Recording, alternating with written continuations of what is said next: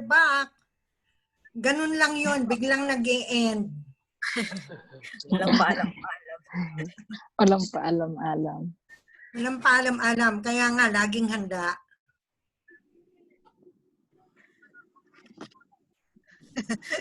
Laging handa. So just a minute, I will just provide you the slide.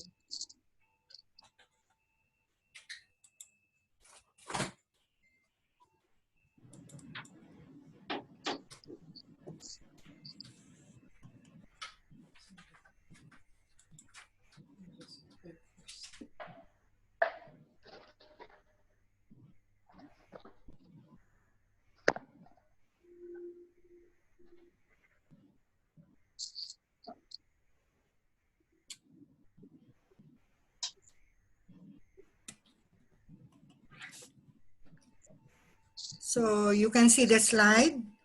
Opo. Yes po. Opo.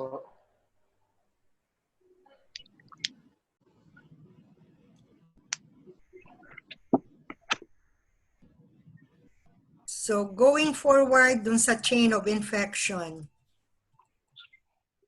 Okay, so we're here to the last, how does infection spread is the last portal, the last link is the susceptible host. Acceptable. So yung susceptible host natin can be any person.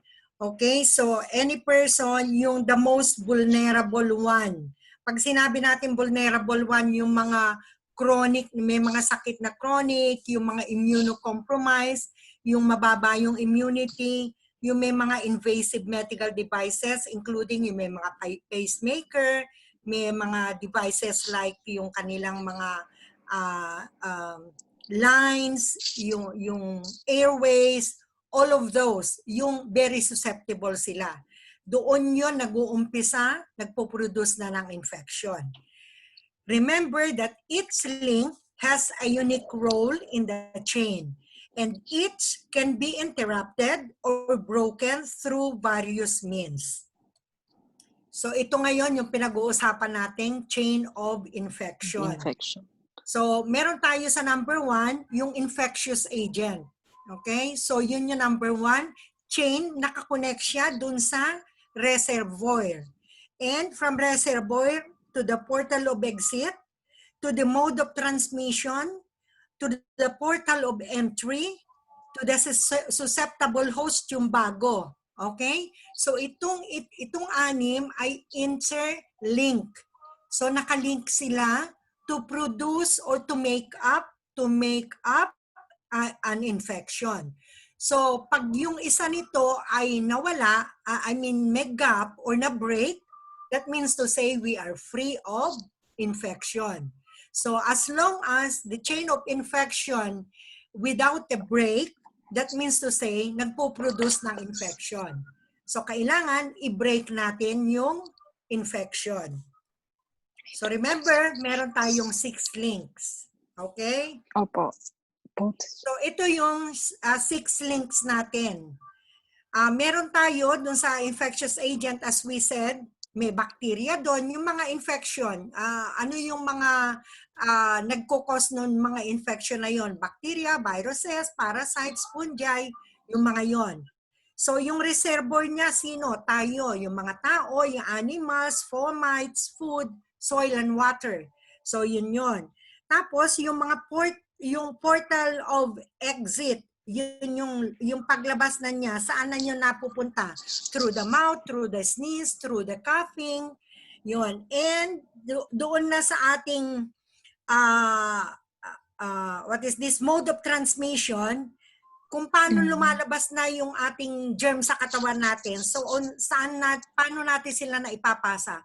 Through contacts, through direct to indirect, yung air, yung ating inhalation, yung ingestion, and how the germs get in. Paano naman siyang nakakapasok? Yung portal of entry na niya is through the mouth, through the nose, through the eyes, lahat yung opening, yung outlets. And yung pinaka-susceptible host na niya, kanino na siya nagpupunta yung sick na yon? Magiging sick person na. Yung mga baby, yung children, yung elderly, all of them, ito na, nag-umpisa nang magkaroon ng sakit. So, different na sakit. So just like yung COVID, dadaanan lahat yan para the same, magkaroon ka ng infection doon sa coronavirus mo. Nadala ng virus. So how to break the chain? Okay, paano natin siyang i-break ngayon? We must break the chain of infection to prevent infection and save lives. So pagka na-break natin yon, definitely, mapiprevent natin yung infection and we will be saving lives. So breaking the chain at any link to stop germs from spreading by, meron tayong cleaning the hands. Number one parati is yung hand washing, hand hygiene. Yung cleaning hands frequently, staying up to date on your vaccines, yung mga flu shots, yung mga, wala pa naman tayong coronavirus, pero hopefully may vaccine na din. Covering coughs and sneezes and staying home when sick, following the rules for standard and contact isolation, using PPEs. What is PPE? What does PPE stands for? Personal Protective Equipment. Yun yung mga mask, yung mga gloves, goggles, at saka face shield, gowns, yun yun. So using personal PPE in the right way, cleaning and disinfecting the environment, sterilizing medical instruments and equipments, following safe injection practices, and using antibiotics wisely to prevent antibiotic resistance. Kaugalian na natin yon. Tayong lahat ng, siguro, hindi lang naman tayong Pilipino, mostly yung mga nasa medical field, marurunong, di ba? Basta nilagnat, inom nga ako ng antibiotics, o di ba? Parang dinoktor niya yung sarili niya. So, the antibiotics, especially yung ating antibiotic itself, okay? Antibiotic itself, it will not help to treat. Why? Because kailangan alam natin kung anong bacteria ang meron tayo. So, kinukuha natin yan through culture. Okay? So, it doesn't treat anyone. Pagka meron tayong may matagal na lagnat, akala natin, lagnat lang yan, makukuha ng sariling antibiotics. No. You have to ask the help or to seek the help of the doctor. So breaking the chain of infection, ito yung ano ba ang dapat nating gawin to break the chain of this infection, to prevent yung infection na mag-stay sa atin and to save lives. So ito yon, pinag-aralan natin kanina, nag-umpisa tayo doon sa yung mga susceptible, yung links. So ngayon, i-break naman natin yung ating chain. So how to break it? Mag-umpisa dun sa infectious agent natin, kailangan when breaking it, kailangan may hand washing tayo. So doon sa sinabi natin kanina, may mga hand washing, may mga PPE, meron tayong yung environment should be clean, yung injection practices natin must be safe, yung antibacterial natin ay iwasan natin. So lahat ito is to break the chain. So kung susundin natin yon, we will be free from infection. So going forward, ito na yung standard precaution. Yung standard precaution natin is set of infection control practices. Okay? Standard precaution ang tawag dito. So they are the set of infection control practices used to prevent transmission of diseases that can be acquired by contact with blood, body fluids, non-intact skin, and mucous membrane.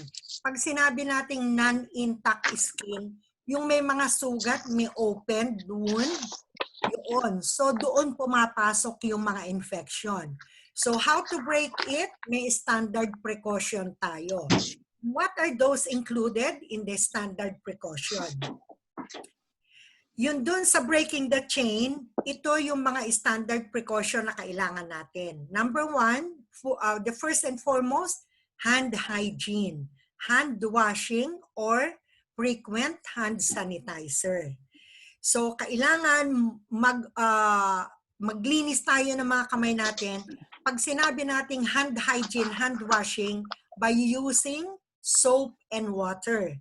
So, only hand wash when your hands are visibly soiled.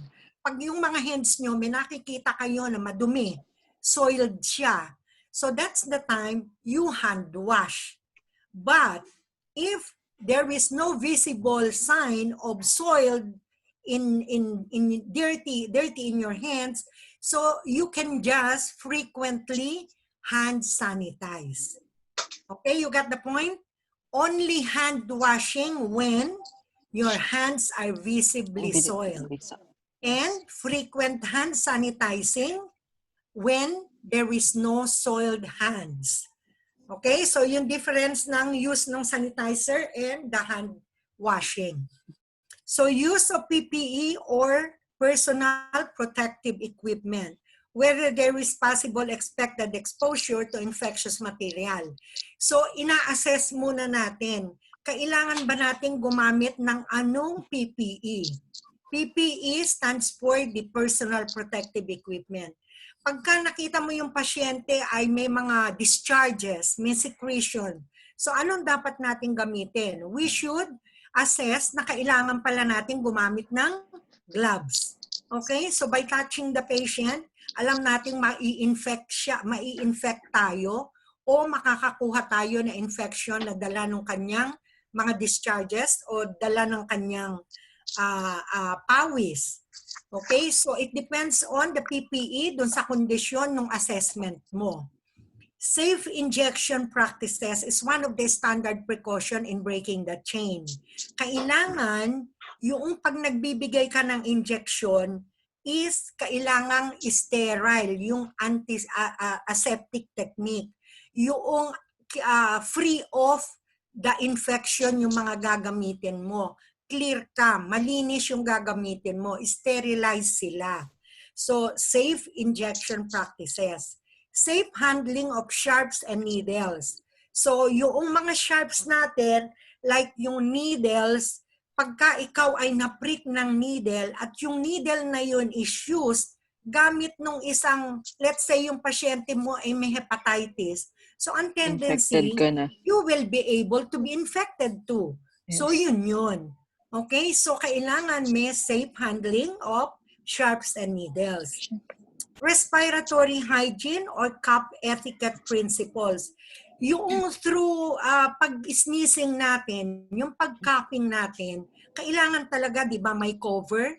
So let's take our hankies or handkerchief, i-cover natin yon. Or kung wala tayo, nagkataon, hinatching ka o inubo ka, wala kang dalang panyo, nag-ano ka ng hands mo, so yung hands mo, automatically, wash the hands. Okay? So yun yung mga cup etiquette and respiratory hygiene. It can be easily transmitted or transferred by sneezing and coughing. Patient care equipment, instruments, and devices. How to break the chain is to make it sure na yung patient care equipment na gagamitin mo sa pasyente mo, they are free from bacteria or antimicrobial or yung bacteria natin. Make sure na linisin mo yun. Lagyan mo ng antibacterial wipes natin na tinatawag. So yun, parating malinis. Okay? You don't or never use. Especially yung mga thermometers. One after the patient, you have to clean it, disinfect them. Okay? Ayaw natin na mangyari sa atin yung gusto nyo ba na kayo yung thermometer na ginamit ng isa, ibibigay sa inyo without disinfecting. So, hindi yun right, di ba? So, yun is one way na makakakuha ka ng infection. Clean and disinfect environment. So, yung patient care area natin, yung the whole environment itself, you must ensure na malinis yung kapaligiran mo. Okay? Kasi it helps yung pasyente in his or in her healing process. Kailangan malinis para madali din siyang gagaling pag nakikita niya yung environment niya na disinfected, clean. So, ibig sabihin, mabilis din siyang gagaling. So, management of linen and laundry is part of breaking the chain. So, bakit? So, kailangan yung ating mga linen na ibibigay doon sa pasyente natin, starting from the bed itself, yung bed linens mo is free from dirt. free from any free from any bacteria, na free from any infectious agent. So kailangan clean. So yun yung management of clean linen and laundry. Transmission-based precaution. Dapat, to break the chain, kailangan alam natin yung contact precaution ba siya, yung kailangan ba magkadikit tayo. So means to say, you need to socially distance yung bawat isa. So yung kung halimbawa airborne, like yung droplets, yun yung droplet infection. So kailangan alam natin kung paano ang gagawin natin. Kung ito naman ay airborne, yung nasa hangin, so anong dapat nyong gawin pagka yung feeling ninyo ay nasa air yung infection na magdadala sa inyo? Mask. So kailangan meron kang mask. Okay? So meron kang shield. So lahat ng ito is breaking the chain. And ensure proper patient placement. Halimbawa, nasa isang ospital, yung meron tayong tinatawag na semi-private room or yung mga ward. Okay, so kailangan yun, yung placement na tinatawag, kung halimbawa ito lahat sila ay may dengue, kailangan itong ward na to or magkakasama sila panay dengue. Huwag mong isasama yung clean na pasyenteng ka-o-opera, isama mo dun sa mga dengue. So yun, it's not proper.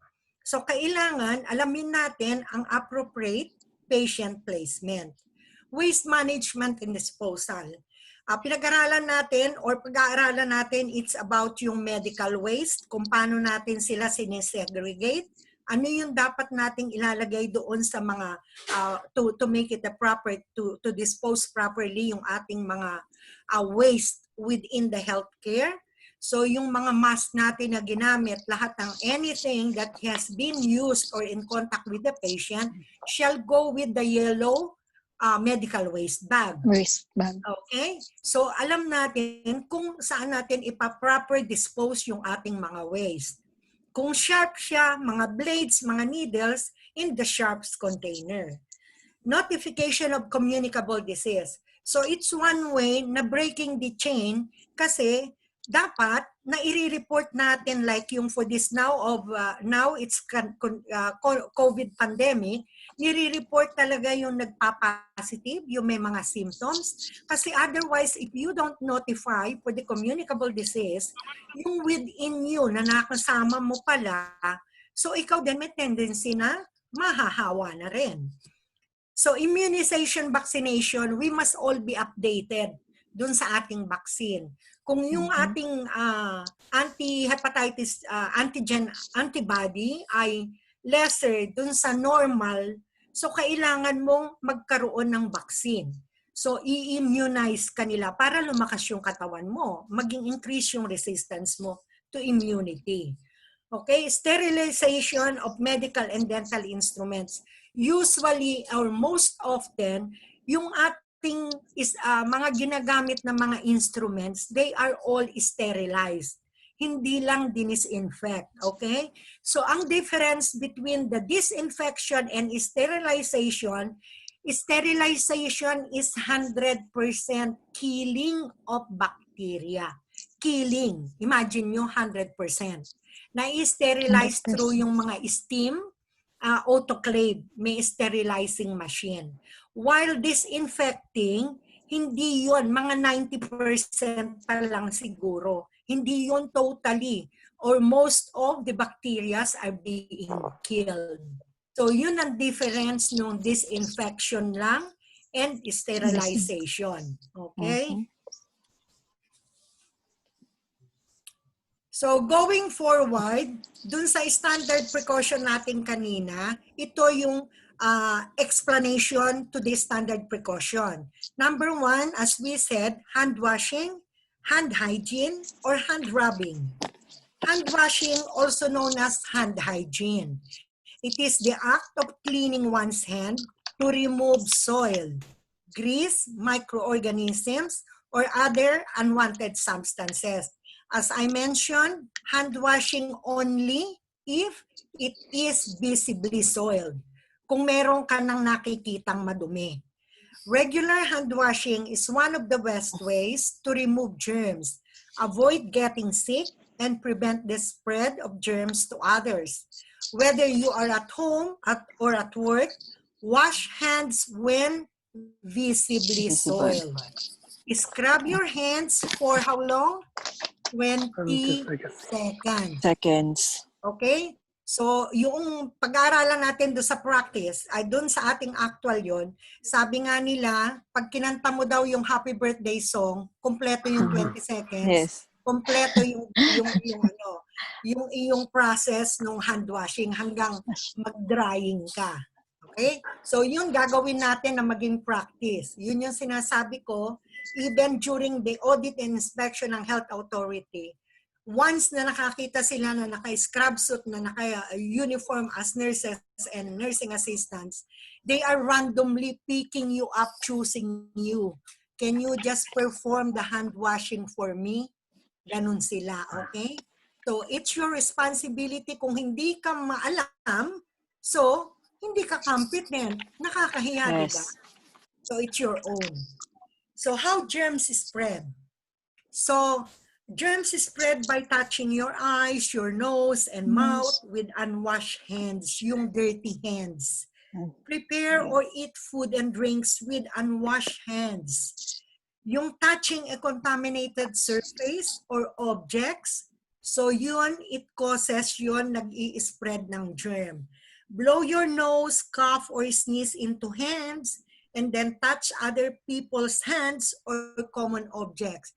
Yung ikaw nag-umubo, kinover mo ng kamay mo, may dumating someone you know, nag-shake hands ka pa naman. So yun, naipapas natin automatically, natatransfer sa kanya kung meron man tayong infected na germs. So when are we going to wash our hands? Kailan natin kailan natin magwawash ng hands? There are key times to wash the hands. Number 1 is before, during, and after preparing food. Preparing food. Ito yung kaugalian naman natin, di ba? So, kahit na hindi dating based dito sa pinag-aaralan natin, ito basic na ginagawa natin.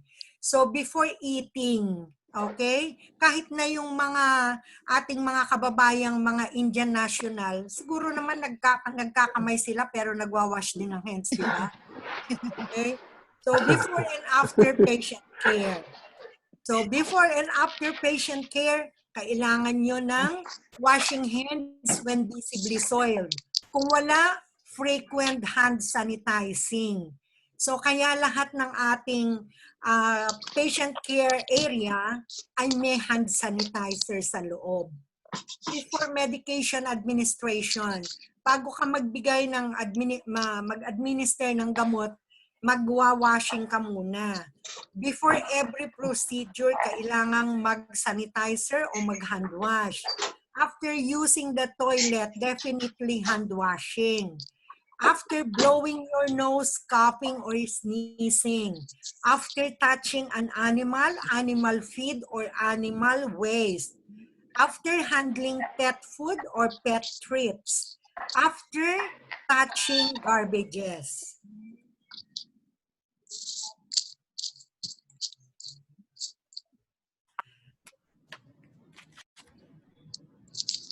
So, paano tayong nagwawash, the 5 steps to washing hands?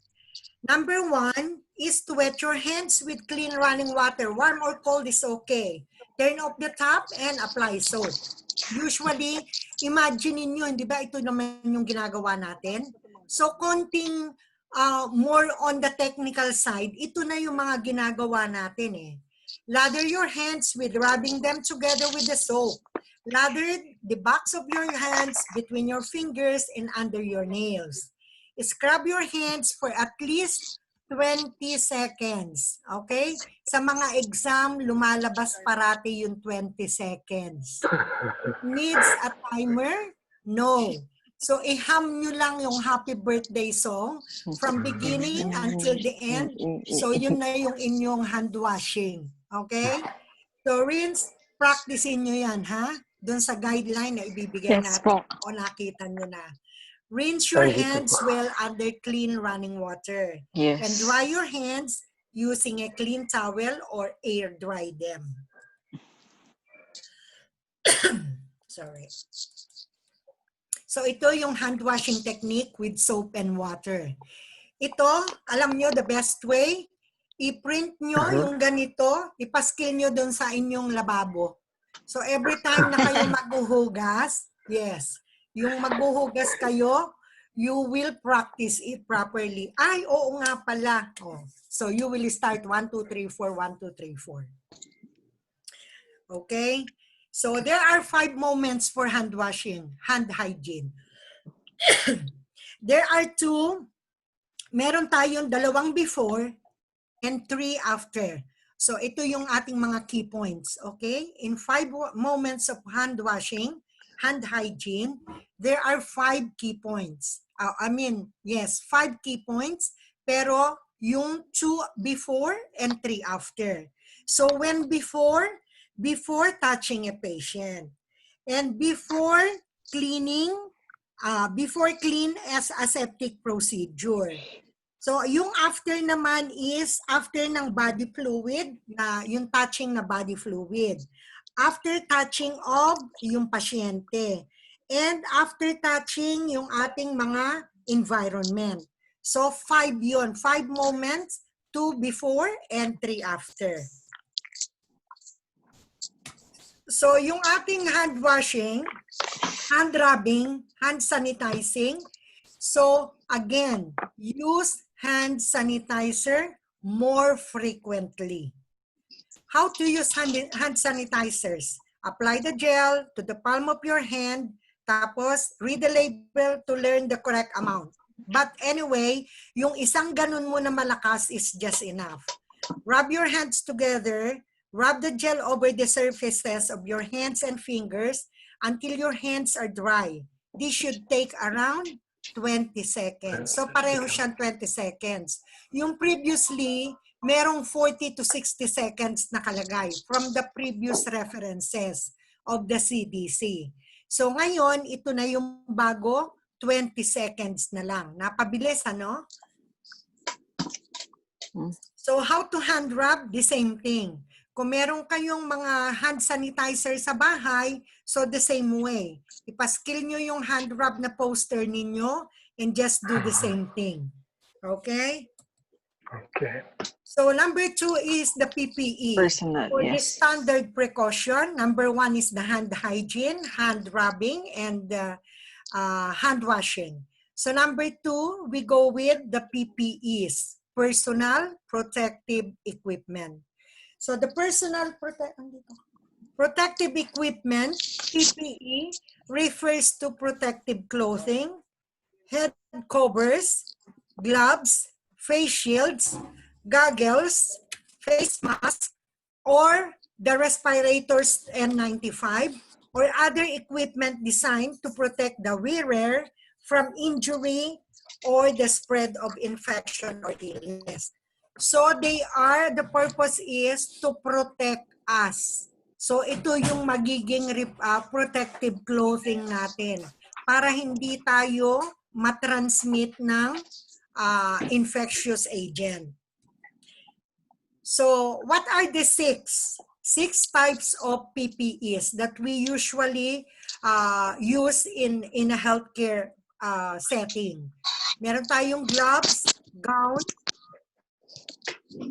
face mask or N95, goggles or face shields, head cover, and shoe cover. So these are the example. As you can see in the photo, ito yung ating mga PPEs na tinatawag.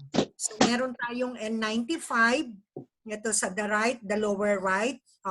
Once you fit the N95, dapat yan may fitting test yan para alam natin hindi nag-leak. And the one who's going to fit you is yung trained.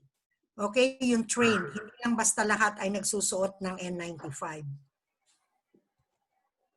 Number 3, to break the chain of infection is the safe injection practices. Safe injection practices are intended to prevent transmission of infectious disease between one patient to another or between a patient and a dental health care personnel during preparation and injection of medications. So yung we must identify kailan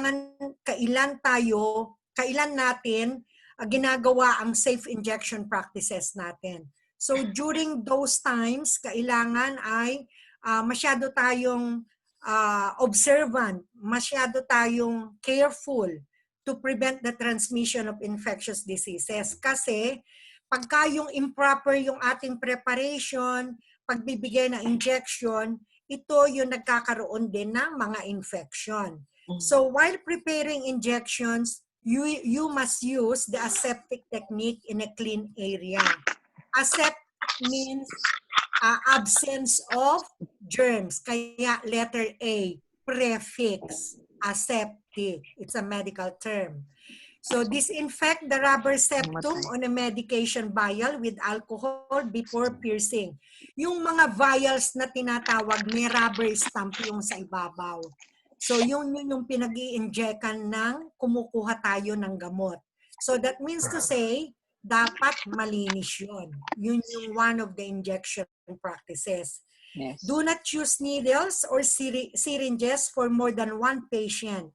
This includes manufactured pre-filled syringes and other devices such as insulin pens. Ngayon, most of these days, ang mga ginagamit na insulin, mga insulin pens na.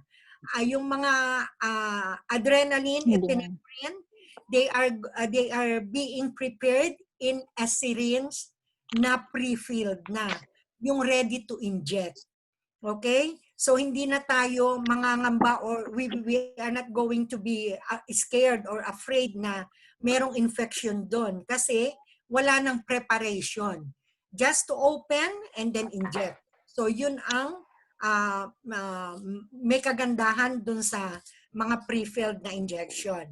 Pag sinabi niyang no, single use only, yung ating mga gagamitin, pag sinabing single use, once only. Do not make it twice. Okay? Yung may mga symbol na ganon, wag nyo nang uulitin dahil nakakompromise yung infection ng pasyente. Number 4 is the safe handling of sharps and needles. Remember the following sharp safety rules. Do not recap syringes, syringe needles or shear, clip, or bend needles. Ito kasi pagka yung mga needles, yung mga binuksan mo yung cup nun, pagkatapos usually hinahawakan mo yung cup tapos itinutusok mo yung used needle doon. So what happens pag hindi ka sharpshooter, sa daliri mo na natutusok. Okay? So ang tendency, you will get infection by infecting yourself, by pricking yourself. Yes. So, never recap. So ito yung mga included sa mga exams. Repeatedly, never recap or do not recap needles. Okay? Do not overfill sharps containers. Consider 3 ports. Alam nyo dito sa mga sharps containers, na meron dito na label. So it is written doon 3 ports lang. You don't overfill. So pagka nakita nyo na yung mga needles, yung sharps container nyo na nandun na siya sa label na yon, wag mo na siyang tusukin pat isaksak sa loob, okay? So Sayang. lang. Yes, ma-inflict ka, matusok-tusok ka pa, so kakaroon ka pa ng infection. Okay? Do not overfill. Pagka ganon, tawagin nyo na yung inyong housekeeper at i-close yan, nasisil yan. Once it's closed, sealed na yon. You cannot reopen it. So doon na yan dadalhin for disposing. And so papalitan na lang uli ng bago. So yan, merong expiry and opening. When did you open the container? Meron siyang expiry and when you dispose it, meron siyang i-label nyo na dispose on this date. Okay? Sharps container should be at eye level and within your reach. Usually, when you are coming inside of the healthcare facility, you must be observant. Lalo na sa mga emergency room, treatment room, o dun sa mga patient care areas na may gumagamit na mga injection, checkin nyo saan nakalagay yung ating mga sharps container. They are being hanged at the wall, on the eye level. Kasi pagka pinasok mo yung mga needle mo, alam mo kung saan mo itutusok, ipapasok. Okay? So it should be in the eye level, within your reach. Do not remove the sharps container top or remove the sharps from the container. Ito yung safe handling. Very, very careful. Huwag mo na siyang huhugutin pa uli. Yung nailagay mo doon, hindi ka naman pala nag-o-observe, puno na pala yung iyong sharps. Basta nakapikit ka siguro, pinasok mo yung isang used syringe mo, natusok na ngayon. Tusok ka. So, yun. So, you must be careful in handling. Do not put your hand, ito na yon, into a sharps container that is already in use. So, tendency nun magka-prick-prick ka. Sharps yung loob. So, may mga naka-open doon na mga needles na hindi na ni-recap. Okay? So, ipinasok lang doon. So, ikaw naman din, yung hands mo, ay magaling ka, pinasok mo. So, if you want to do it, you get a pick-up forceps. Yung mga mosquito forceps o yung mga stainless forceps, use it. So that be careful and to protect your hands. Number 5 is respiratory hygiene or cup etiquette. So these terms are used to describe infection prevention measure to decrease the transmission of respiratory illness. Example, yung pasyente natin is they are having influenza and cold viruses. So itong respiratory hygiene are more important for them kasi alam nila how to make yung prevention. So kailangan mo, how to do it is you have to cover your mouth when coughing or sneezing. Use tissues or handkerchiefs if you have to use the tissues to throw them away, but use your handkerchief to cover your mouth while coughing or sneezing. Wash your hands or use a hand sanitizer every time you touch your mouth or your nose. Kaya yun, frequent, constant yung pag-hand sanitizer ninyo. So number 6 is the patient care equipment. When dealing with patient care equipment, healthcare workers should handle equipment that might be contaminated with blood in a manner that prevents skin and mucous membrane exposure, contamination of clothing, and transfer of microorganisms to themselves, other patients, and surfaces. So yung handling natin ng equipments, ano ba yung mga equipments natin? Patient care equipments natin, yung ating mga wheelchairs, yung pag-handle natin ito, who knows, ilan ng tao ang gumamit dun sa mga handle niyan. Yung ating mga bed, patient's bed, trolleys, patient stretcher, yung mga handle, yung mostly touched, high touch areas na tinatawag natin. So kailangan yun parating dinidisinfect because who knows, handling these equipments can transmit infection.